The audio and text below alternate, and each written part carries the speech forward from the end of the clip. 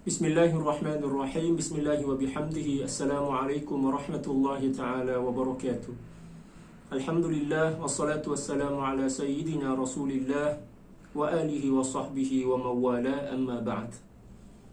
Kembali berjumpa dengan saya Al-Faqir Ilallah Sultan Mujahidin dalam kajian Akhlak Ulama Salaf dari kitab Khulasatu Akhlaqis Salafis Salih karangan Sayyidil Habib Muhammad bin Alawi Al-Idrus radhiyallahu ta'ala an, yang merupakan ringkasan dari kitab Tanbihul Muqtarin karangan Sayyidil Imam Abdul Wahhab Asy-Sya'rani radhiyallahu ta'ala anhu wa anil jami'.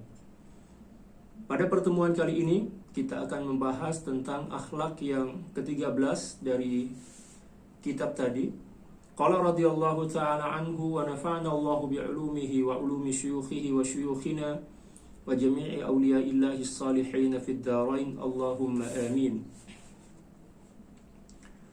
Wa min akhlaqihim radhiyallahu ta'ala anhum kasratul khawfi min Allah ta'ala idza dzakaru ahwala yaumil qiyamah. Dan di antara akhlak salafun as-salih radhiyallahu ta'ala anhum adalah hati yang senantiasa gentar karena rasa takut kepada Allah Subhanahu wa ta'ala ketika mereka mengingat kengerian dan dahsyatnya hari kiamat. Seperti yang telah kita ketahui bahwa hari kiamat merupakan suatu kejadian yang sangat mengerikan.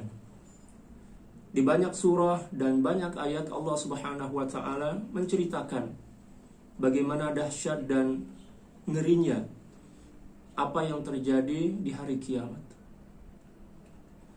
Di antaranya dalam surat Az-Zalzalah yang selalu kita dengar, Allah Subhanahu wa ta'ala berfirman, "Idza zulzilatil ardu zilzalaha wa akhrajatil ardu athqalaha wa qala al-insanu ma laha yawma idzin tuhadditsu akhbaraha bi anna rabbaka awhalaha yawma idzi yasdurun nasu ashtatan liyaraw a'malahum وَمَنْ يَعْمَلْ مِثْقَالَ ذَرَّةٍ خَيْرًا يَرَهُ وَمَنْ يَعْمَلْ مِثْقَالَ ذَرَّةٍ شَرًّا يَرَهُ إِذَا زُلْزِلَتِ الْأَرْضُ زِلْزَالَهَا.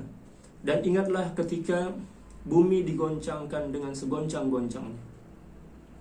Ketika bumi digoncangkan oleh Allah Subhanahu wa ta'ala, maka bumi akan bergetar segoncang-goncangnya, dan seluruh apapun yang ada di bumi ini, apapun yang ada di bumi itu akan hancur lebur.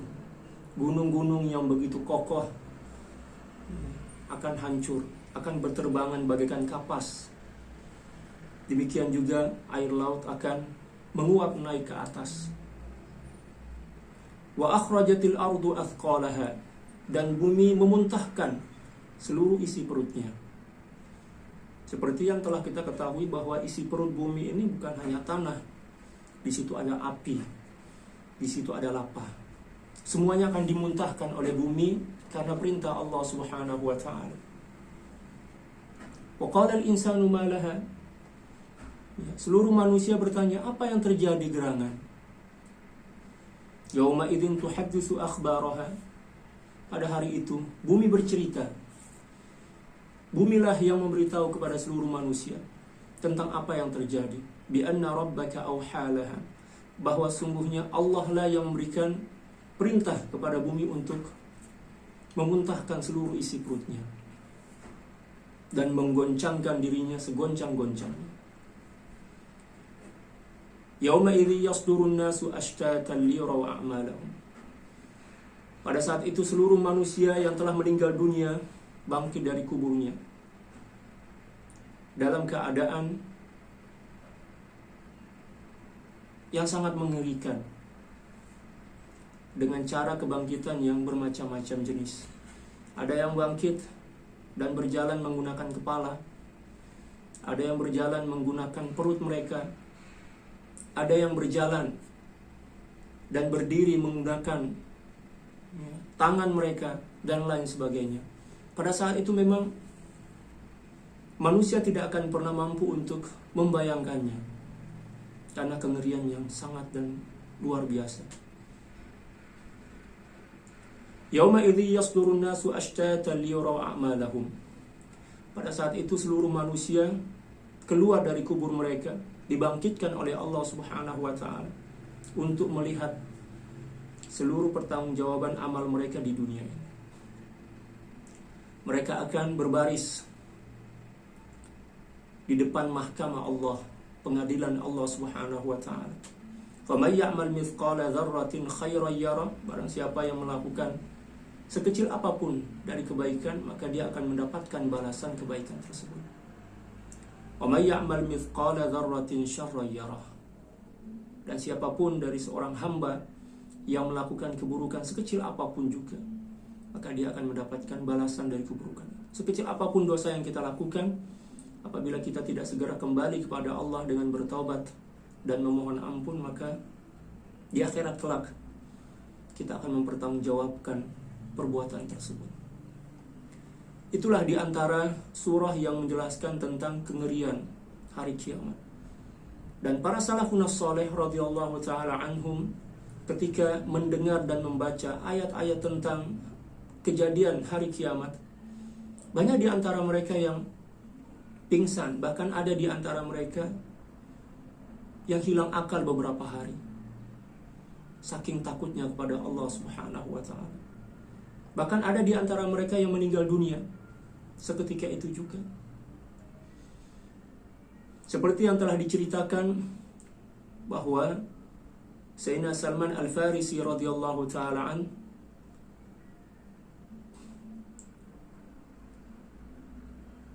ketika membaca Al-Quran, mendengarkan tentang apa yang terjadi pada hari kiamat, ketika itu beliau keluar dari rumah dalam keadaan bingung dan hilang akal, lupa diri selama 3 hari. Demikian juga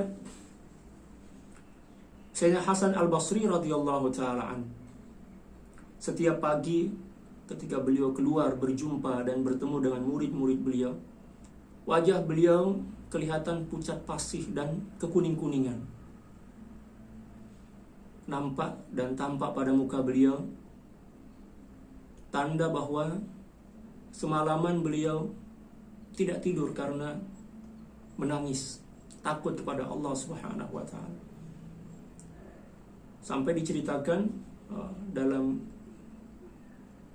kitab biografi beliau itu mempunyai tanda hitam di sini, di sela-sela ya, wajah beliau di sini sampai ke sini, tanda hitam. Itu bukan karena tusuk goresan pedang atau mungkin garukan dan sebagainya, tidak. Itu merupakan tanda atau goresan yang disebabkan air mata yang senantiasa mengalir membasahi pipi beliau sehingga membekas berwarna hitam. Dan itulah kehidupan salafun saleh radhiyallahu ta'ala. Mereka senantiasa mengingat apa yang akan terjadi di hari kiamat nanti sehingga membangkitkan semangat mereka untuk beramal, bertaubat kepada Allah Subhanahu wa ta'ala, dan berusaha untuk memperbaiki dan membenahi diri sendiri tanpa banyak memikirkan orang lain. Mereka tidak sibuk dengan orang lain. Apapun yang terjadi di masyarakat, mereka tidak terganggu. Seburuk apapun masyarakat, mereka tidak pernah sibuk dengan masyarakat. Mereka sibuk dengan memperbaiki diri mereka sendiri. Sehingga dengan perbaikan yang mereka lakukan, masyarakat akan berubah menjadi baik. Karena perubahan itu dimulai pada diri kita sendiri. Kalau kita ingin menciptakan suatu perubahan yang baik dengan cara hanya menghakimi orang lain, sibuk dengan keburukan-keburukan orang lain, maka masyarakat kita tidak akan pernah berubah menjadi baik. Alangkah lebih baiknya apabila kita sibuk dengan diri kita masing-masing. Kalau seandainya seluruh masyarakat sibuk dengan diri mereka masing-masing, sibuk menghisab atau muhasabah, introspeksi diri masing-masing, sibuk dengan perbaikan dan pembenahan diri masing-masing, maka insya Allah masyarakat kita akan menjadi masyarakat yang baldatun thayyibatun wa rabbun ghafur, negara yang aman, damai, dan senantiasa mendapatkan kemakmuran, pengampunan, dan juga redha Allah Subhanahu wa ta'ala. Tapi ketika masyarakat sibuk dengan keburukan orang lain, maka itu merupakan tanda akan terjadinya malapetaka yang sangat besar di tengah masyarakat itu. Para salafun saleh, mereka sibuk dengan diri mereka sendiri. Mereka tidak pernah berpikir tentang keburukan orang lain, karena mereka sadar bahwa dalam diri mereka juga banyak kekurangan. Menurut mereka. Adapun menurut kita mereka adalah orang baik, tetapi menurut diri mereka sendiri mereka adalah orang jahat yang masih membutuhkan perbaikan dan pembenahan, sehingga mereka sibuk dengan diri mereka masing-masing. Di malam hari setelah sholat Isya, pulang dari masjid, mereka tutup pintu. Masing-masing menutup pintu. Toko-toko semuanya tutup.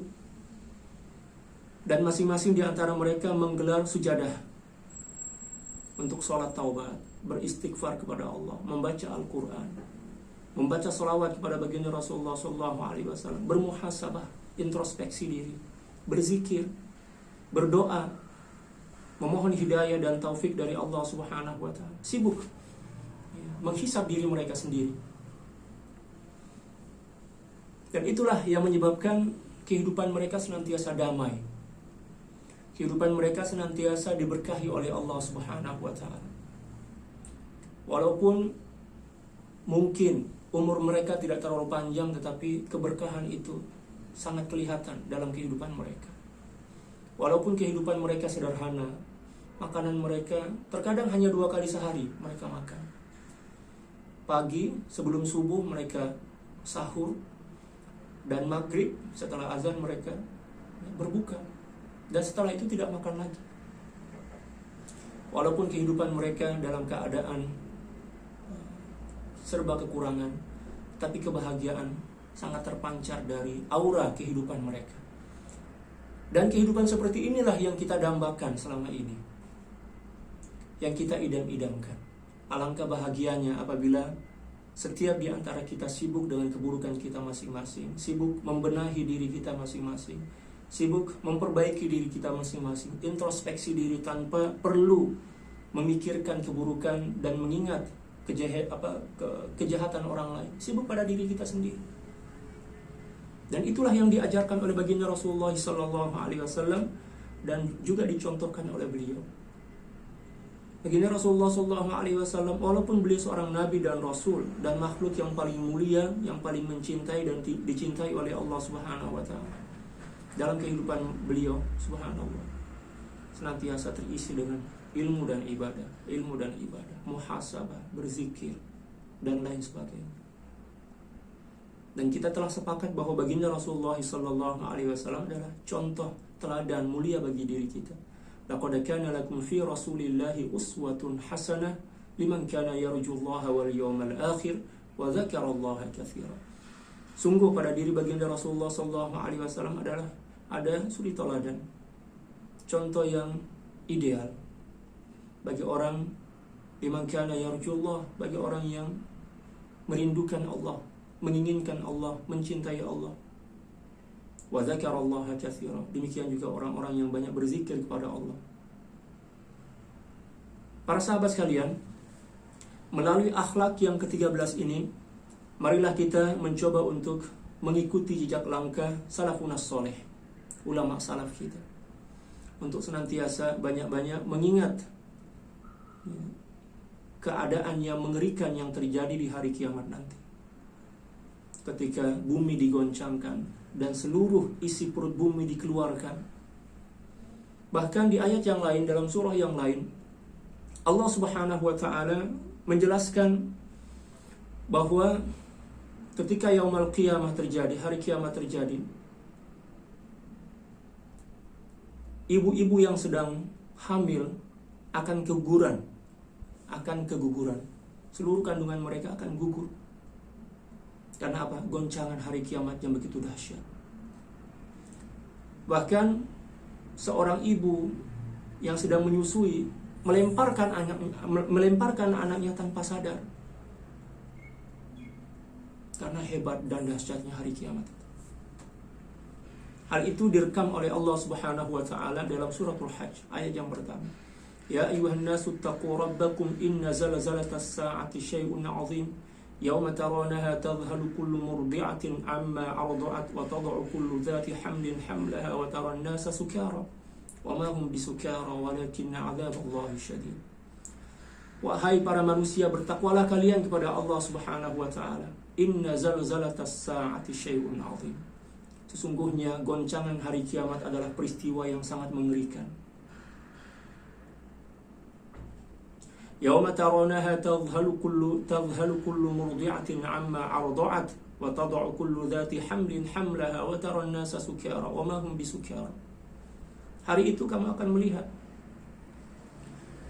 para ibu yang menyusui akan meninggalkan anaknya karena goncangan hari kiamat. Demikian juga orang-orang yang sedang mengandung, menggugurkan tanpa sadar kandungan mereka. Dan kalian akan menyaksikan manusia dalam keadaan mabuk, walaupun sebenarnya mereka tidak mabuk. Akan tetapi goncangan hari kiamat itulah yang sangat dahsyat. Walakinna 'adzaballahi syadid. Akan tetapi azab Allah yang sangat pedih. Nah, itulah sekilas gambaran tentang hari kiamat. Dan masih banyak lagi gambaran-gambaran yang lebih ngeri dari itu. Tujuannya adalah agar kita sadar dan melakukan persiapan untuk menghadapi hari kiamat itu. Semua manusia, semua makhluk pasti akan mengalami dan menghadapi goncangan hari kiamat. Dan pada saat itu memang sangat ngeri. Ya, kita bayangkan matahari yang hanya sejengkal dari kepala kita. Seluruh tubuh kita ini akan meleleh, hancur lebur. Setelah itu dibangkitkan kembali oleh Allah Subhanahu wa taala, kecuali bagi orang-orang yang bertakwa, orang-orang yang taat kepada Allah. Nah, inilah salah satu di antara akhlak salafun saleh, senantiasa gentar, gemetar, takut kepada Allah ketika mereka mengingat kejadian hari kiamat yang sangat dahsyat, yang sangat mengerikan. Dan ini merupakan contoh akhlak yang harus ada pada diri kita, agar kita tidak semena-mena kepada orang lain, agar kita tidak terlalu sibuk dengan keadaan orang lain, selalu mengingat kejadian hari kiamat. Semoga dengan akhlak mereka radhiyallahu ta'ala anhum ini kita bisa mengambil i'tibar, mengambil ibrah, mengambil pelajaran untuk melakukan perubahan yang lebih baik pada diri kita. Dan semoga kita mendapatkan keberkahan dari mereka semua, dibangkitkan bersama beliau dan bersama baginda Rasulullah SAW, dan bahagia dunia dan akhirat. Allahumma amin. Cukup sekian ya, dari saya pada perjumpaan kali ini, dan insya Allah kita akan berjumpa pada video yang akan datang insya Allah. Sekian, wassalamualaikum warahmatullahi ta'ala wabarakatuh.